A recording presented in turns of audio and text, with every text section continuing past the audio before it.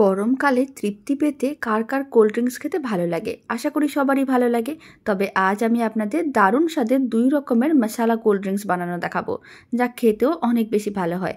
তার জন্য প্রথমে এরকম একটা ছোট্ট তড়কা প্যান নিয়েছিলাম। তার মধ্যে আমি গোটা জিরে আর দিয়েছি গোলমরিচ। শুকনো খোলায় এরকমই ভেজে নিতে হবে। ফ্লেমটা মিডিয়াম টু লোতে রাখতে হবে। 2 থেকে 3 মিনিট নাড়াচাড়া করে নিয়েছিলাম। আপনারা দেখুন কালারটা কিন্তু হালকা লাল হয়ে গেছে। এখন ফ্লেমটা অফ করে দিতে হবে। আর এইগুলোকে একটু ঠান্ডা করে নিতে হবে। ঠান্ডা করে গুঁড়ো করতে হবে, তাহলেই কিন্তু গুঁড়োটা অনেক বেশি ভালো হবে। এবার আমি এরকম একটা হামালদিস্তা নিয়েছি। তার মধ্যে আমি ভেজে রাখা গোটা জিরে ও গোলমরিচটা দিয়ে দেবো।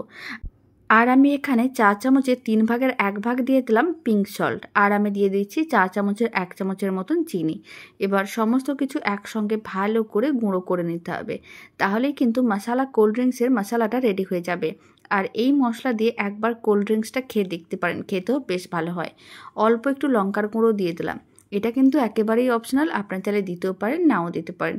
খুব ভালো করে সমস্ত কিছু এরকম করে একটু গুঁড়ো করতে হবে, মানে হালকা যেন দানা দানাও থাকে। এখন এই গুঁড়োটাকে এক সাইডে রেখে দিচ্ছি। প্রথম যে মশালা কোল্ড ড্রিঙ্কসটা রেডি করব, তার জন্য আমি কয়েকটা গ্লাস নিয়েছি।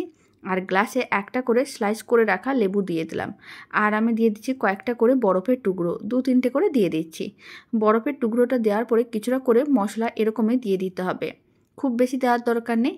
এইভাবে হাফ চামচের মতন করে মশলা দিতে হবে। তারপরে কিন্তু এখানে আমি দিয়ে দিলাম স্প্রাইট। আর অল্প করে একটু পুদিনা পাতা দিয়ে দিতে হবে উপরে, এতে দেখতে বেশ ভালো লাগবে। প্রথম মশালা কোল্ড ড্রিঙ্কসটা একেবারেই রেডি, যেটা আমি স্প্রাইট দিয়ে বানিয়ে দেখিয়ে দিলাম। এবার আমি আপনাদের আর একটা বানানো দেখাবো। তার জন্য যে মশলাটা আছে তার মধ্যে দিয়ে দিলাম বেশ কিছুটা পরিমাণ পুদিনা পাতা, আগে থেকেই ধুয়ে রেখেছিলাম। আর আমি দিয়ে দিচ্ছি একটা কাঁচা লঙ্কা। এবার সমস্ত কিছু একসঙ্গে ভালো করে পেস্ট করে নিতে হবে। আর মিশ্রণটা যেন একেবারেই মসৃণ হয়। একেবারে দানা দানা থাকলে দেখতে ভালো লাগবে না, তাই একটু ভালো করে পেস্ট করতে হবে। সমস্ত কিছু খুব ভালো করে পেস্ট করা হয়ে গেছে, মিশ্রণটা একেবারেই রেডি। এবার এই মিশ্রণটা গ্লাসের মধ্যে অল্প করে দিয়ে দিতে হবে।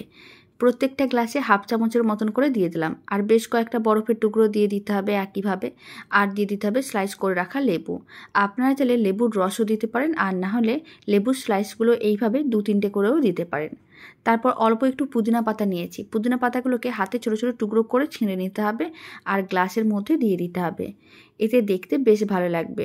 তবে আপনারা চাইলে পুদিনা পাতাটা পেস্টের সময় যেহেতু দিয়েছি, নাও দিতে পারেন, এটা একেবারেই অপশনাল। আর এবার আমি এর মধ্যে দিয়ে দিচ্ছি লিমকা। আপনারা আপনাদের পছন্দ মতন যে কোনো কোল্ড ড্রিঙ্কস দিতে পারেন। এবার লিমকাটা দিয়ে খুব ভালো করে একসঙ্গে মিশিয়ে নিতে হবে। তাহলেই রেডি হয়ে যাবে দারুণ স্বাদের এই মশালা কোল্ড ড্রিঙ্কসটা। আপনাদের কোনটা ভালো লাগলো কমেন্ট করে জানাবেন।